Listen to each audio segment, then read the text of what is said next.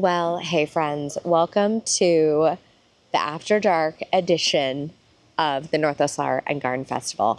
As promised, I want to take you behind the scenes and show you what happens after the crowds leave for the day. I want to show you a few things people don't ever get to see, and we'll combine it with a little garden tour. So, without much further ado, let's head to the top. So welcome to, I'm actually calling this the crow's nest. And what is so funny and what I didn't expect is we've already talked about how this kind of accidentally became this awesome vantage point, but we've had media in here, how many times today? Four times today already. So there's been interviews from up here. It is like so much fun. And then there's a news segment being filmed here on Friday. So like accidentally, we created the view of all views, and no one is getting up here except for news crews and all of you guys. So come on up. I want to give you the official spin around, and I'm going to show you some kind of like fun things that us designers do, because there's just certain little tricks that we know we're going to need when we're here for a week. So you haven't been up here since probably construction phase, but behind me is Claire Hannah's garden. And one thing that they are doing is they've used a porcelain paver in a very light color. And now, do you see what's happening? To keep this show ready and perfect, here comes Claire with a bucket of scrub water to get all of the footprints off and ready for the next day. So I want to show these things to you because not only is it an intense labor of love to get them established, but the maintenance continues. It continues. Swinging around here, you can see the official completed project of Adam Gorski. We've got Lloyd, the show director, coming through. On day 2 of the build, Lloyd walked 44,000 steps. We've been just notified that we are going to be activating show lighting, so they're going to be bringing it back down because we're having photographers come in. Okay, next, over here, John, Homegrown Organics. This is the perfect vantage point to see down into that magical shower of his and all of those incredible orchids that are way down in there. And it's super cool because they have all these curved panels, making it equal parts secretive and like a little tiny maze in there. Okay, I'm coming down here, and behind me is Lacewing. And you know what I love? I actually love that our garden has this beautiful flow to the water feature and out to their garden. It feels like a continuation of our spaces because we both utilize this kind of brown grass. Although theirs is dormant, mine is naturally brown. And then as we swing around, I think we're actually as tall as the greenhouse, which offers an incredible, incredible view. You know, the other thing that's really neat is that with this willow tree in place, I think what people may not be able to see is if you go up to the top, you can see that she is about ready to leaf out. And willows respond so well to heat. And so that's kind of the gloriousness about it. Now, one little funny thing that we actually have down here is I'm going to spin you around because I want to show you something that all of us designers do. Because we're here for 5 days, we need a spot that is secure to maybe put extra business cards or chapstick or your purse even, or, oh my gosh, a hose and a watering nozzle, because I'm going to show you that secret next. So down here, I have this little stack of books, and it's kind of popped open already, but these are not just a stack of books. These are my little hidey holes. And in here, this is actually some stuff from one of our clients. We've got extra show materials, extra business cards, because when you are here for 5 days, you just simply have to have a space to put all these things. This one has more Hello Garden notepads, extra brochures from Rock Mountain. But all that to say, when you're here for 5 days, you need a little hideout spot. This is even great if you have a small purse or a little tiny wallet. Just tuck it right in here. And it does not get much safer than in the just right smack dab in the middle of a display garden that no one can access. Oh, and what's even better? They're faux flower books. So check, check. It's all a win. One thing about this show is we utilize a lot of lighting because it just exudes ambiance. We also need to run electrical features. So for example, we have this beautiful fountain here. Now this is a borrowed piece, and typically if I was to install this, I would actually have the cord run out the bottom, maybe one of the bottom sides. I would silicone it all in. It would be just perfect. However, I can't drill into this piece because it's a loaner. So I actually had to run the cord up and out. Not the best, but then I actually buried the cord. And don't worry, all of these are GFCI protected. It actually drops down. I run it underneath the pallet, underneath the stair. I chase it along here. And then, of course, I can't go over, and I'm not gonna bury it under. So what we actually do is we've got to run an extension cord, and I hide it under here. So this is all my extra length of extension cord. And then here, this is actually the stack of pallets that we've wrapped in landscape fabric so that we don't have soil basically getting all in between the pallets and undermining all of our plantings here. And then you can see this thin piece of plywood, which is what we needed to get this to a level platform. And then we just simply feed it all the way through here. I pop it up in this little teeny tiny hole and snake it through by the willow up to the cord that drops our power supply from the roof. So let's go check that out. So almost all gardens will have a power drop if they're utilizing any sort of water feature. We need to run pumps. We need to run lighting. And it all comes down here to this little area. And I like to hide it in a shrub because then it is not visible from the garden floor. So I'll take you around the front and I'll show you how, like, yes, we can see it up here, but from the perimeter, you see nothing. So here we are. Cord dropping down, and go ahead, tell me if you can see my transformer. I dare ya. So my friends, when you are here at the convention center and we're walking all around and it's filled with people, chances are pretty good you will walk over something that looks like this. Well, you guys, underneath here is actually how we water the convention center. I actually got a question from one of the guests who was coming through the show, and she was like, are you doing all of this with a watering can? No, no, no. No one has time for that. You actually pop out this plate and you actually like dive half your body down there, hook up your hose, and turn on your supply line. And that, my friends, is how we actually water all of these gardens.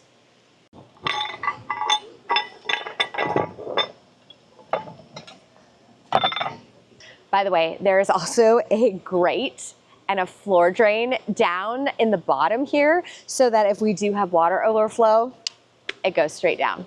So we are going true after dark now. It is so fun. If you actually turn around, you can see just the candles in this lamb greenhouse illuminated. It is so good. It is so good, you guys. There are many times that people don't see this, but I will be here at 9, 10 o'clock at night with my phone and a watering can trying to get this garden tended to. Because the other thing that we're doing after hours is we are pinching back flowers, the whole nine. So we'll do a quick tour in this very moody setting. But over here, you can see in their full glory, the 3 arches spiraling towards this beautiful willow. And really what these are meant to represent is let's just not think things are supposed to be one way. By shifting everything at a little angle, it encourages the eye to explore the space. And then by having this subtle spiral, it really encourages people to walk around and interact with this garden in such a beautiful way. Here, I'm blending a couple of different techniques, drought resilience, floral moments, and lots of texture. This is essentially my kind of more lavender, brown, and blue color palette. We're accentuated with some gorgeous 9-bark, beautiful hyacinth that are just like standing at attention, and then 2 different types of sedum mixed with a small festuca grass. It leads through the center. I wanted this centerpiece really illuminated with soft buttery tones. So really utilizing the City of Harlem hyacinth as well as this double primrose. It's the Ballerina Primula. It is so good. And then of course, one of my favorite grasses, this is a Chorus Ogon. For a little bit more sculptural, that kind of is another echo to the archways. I've utilized these gorgeous little Mother or Planet Earth arborvitae. This is a first edition shrub. They donated them to the show, and it was just really wonderful to play with them. This, by the way, makes a fabulous centerpiece, and this is one of those things that I use in the center and then do a big voluptuous ring around the rosy of florals around them. Okay, I want to take you down the cut flower walkway because it's super duper special. This cut flower walkway is really an homage to anyone who has a small space, because this could be a side yard. This could be a townhome. And what I want to encourage people to do is think outside the box. If you really want to do a cut flower garden, eliminate these centerpieces and blow it out with like a gorgeous dahlia. Blow it out with some beautiful roses. But don't think that just because you don't have a farm doesn't mean that you have to kiss away that dream of having a tiny flower farm of your own. This is such an accessible thing for anyone to accomplish. The other thing that I love is I feel like people oftentimes gravitate towards separating their elements. And for me, I am so happy to have a bench kind of almost consumed by flowers because it makes it feel so much more part of the space.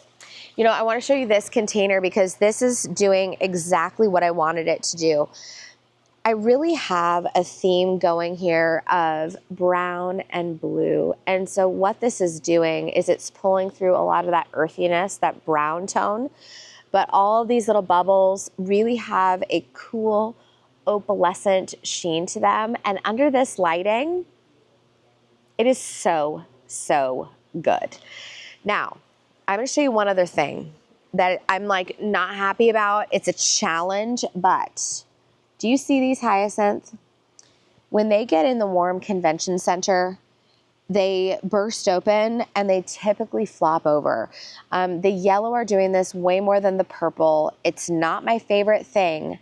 However, it is what it is. And so I have to be prepared to replace these about halfway through the show, which, I mean, this is part of having a show garden, is you have to be prepared to pivot at a moment's notice.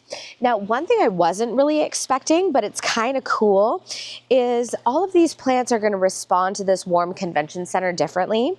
And what I'm noticing is these erysimum, they started out super compact, but look at this stem length. Literally in the 2 days they've been in this convention center, they've put on 1.5 inches of growth in this flower stem. So it's kind of cool to see that come to fruition. Now, what we've done is we've pivoted to this really mauve-y with a barely there yellow color palette coming down here. The yellow sweeps through the center once more, and then boom, here we are down in what I'm kind of considering the North Garden. A couple things that you don't see. This is actually a faux Core-10 planter. Now, if I were to use Core-10 as like a solid piece of sheet metal, this would be almost impossible to lift. So what this actually is, this is a plywood box that has been reinforced with steel and faced in a Core-10 product. And what's amazing is I thought like this would actually be cool for families because it can be magnetic. So it could double as like a little kid creative space. I even thought about hanging art on here. I mean, there's just like so many ideas that you can play with. But I love that we have this beautiful shade garden. And then also, I love a hip height edible garden. It is so great. It is so user-friendly.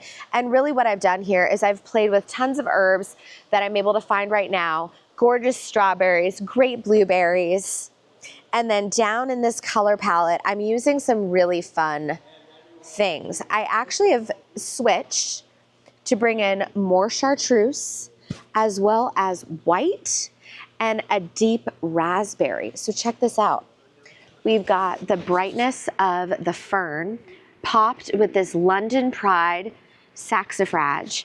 And then check this out. My sweet woodruff is popping right on schedule. And I think this has grown another 2 inches as well. It is like, I think this was actually a surprise hit. We were actually able to pre-order the sweet woodruff this year.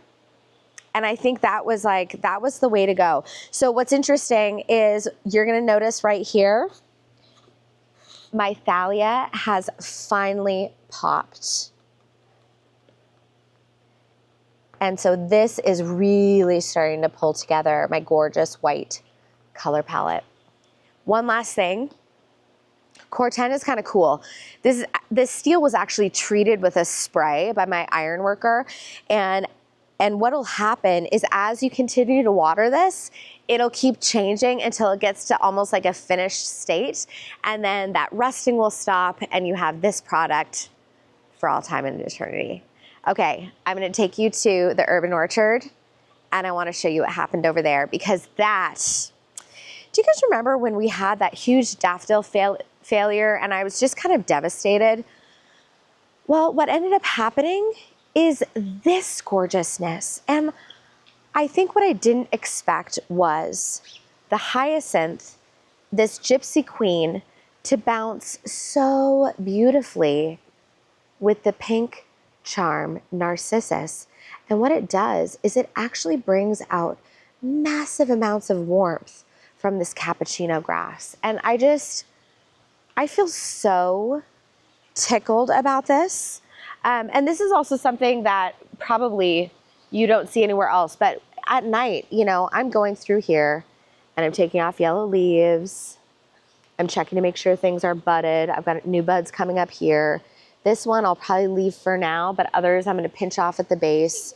I'm thinking I need to order up, I need to call my supplier and see if they have more hyacinth, because some of these are falling over. But again, this is the challenge of gardening indoors, because they've gone from 40 degrees to 70 and a lot of plants freak out. But I'm actually really, really pleased with how this whole entire scene has come together. This one I'm gonna pinch off. This had me the most fearful, because as you can see, I've actually used over 150 pots of bulbs, but we're not talking it's just 150. Say I have 3 bulbs in each pot. This really actually represents 450 bulbs that all of a sudden I had to shift like that. But with some of the best stuff in life, like, you almost can't predict the goodies that come from unforeseen or perceived obstacles. Okay, I gotta get this guy, and then I'm gonna take you around to the other side. Coming back around here, we're finishing off with the same beautiful buttery tone. And what I love about using all these buttery tones here is it actually plays to my selection of blankets and pillows that are up in this center crow's nest area. And it's giving me so much joy to know that I was able to pull off something that, I don't know, for a hot second, I was like, I don't know if this is gonna happen. But every year it manages to happen. Okay, friends, I think that's gonna be enough of the tour for now. I hope you've enjoyed this. I hope you've loved following along, and already it's been so much fun to meet all of you in real life. Everyone who's been able to come and say hello, just know that it helps make this job feel more real when I get to see you and I get to give you a big hug in real life. So thank you so much for following along. Stay tuned, because Monday, we are going to do a deep dive on these gorgeous containers because I am tickled. I am absolutely tickled, and I think they just made this entire space shine. Okay, I'll see you in the next one. In the meantime, get out there and say hello to your garden for me.